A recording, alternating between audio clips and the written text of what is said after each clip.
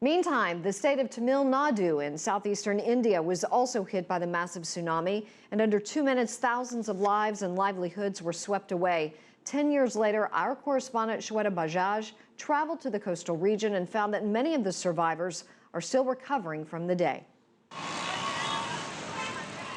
It started out as a normal morning at Marina Beach in Chennai, the state capital of Tamil Nadu. But in seconds, everything changed. 8,008 people in Tamil Nadu died that morning, and the state's 1,000-kilometer-long coastline, once boasting some 580 fishing villages, was left in ruins, 60 kilometers from Chennai. Thousands of people lost their livelihood since they survive on fishing and tourism in this temple town of Mahabalipuram after the 2004 tsunami. They tell us things have never been the same again. Vijay remembers returning that day from his early morning fishing trip. As he anchored his boat, he saw a wave coming. He and his wife Sarita fled with other villagers. When they returned 3 hours later, they found nothing was left. When the tsunami struck, huge waves hit the shores. The nets and boats there were all washed away. The waves also took away houses. Even 10 years after the tsunami, we don't have any income. Sometimes we make a maximum of 500 rupees a day in wages. The work is very dull, and sometimes we stay home for weeks. The government is not helping us. We got 4,000 rupees in a year as disaster relief.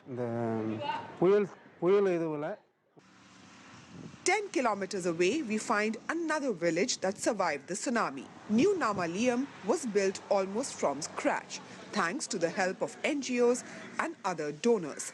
The villagers here are thankful for the outside help that allowed them to begin again. When in 10 years before, in tsunami not came, we are not lifted like that. Until we stayed from there on the beach and nothing. And tsunami once will be getting finished for everybody, but for me, this village especially was a sweet life for everybody.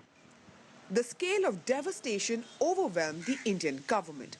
NGOs like the Indian Community Welfare Organization, founded by A.J. Hariharan, stepped in to fill much of the gap. Hariharan says that despite the lessons learned from 2004, he believes the Indian government is still not prepared to face another natural disaster. Commitment from the government is not the same. Maybe 1 or 2 years there was some good commitment. They were able to put some training programs and talking to people, preparing people, but now it's a huge gap. I think before it's too late and we experience the same again, we need to put everybody together, and some good resources need to be invested to make sure they're prepared well when it strikes next time. Tourists have now returned, though not in the same numbers. Fishermen are back in the sea, but business is not as plentiful.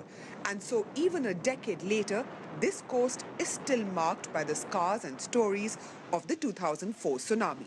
Shweta Bajaj, CCTV, Coastal Tamil Nadu, India.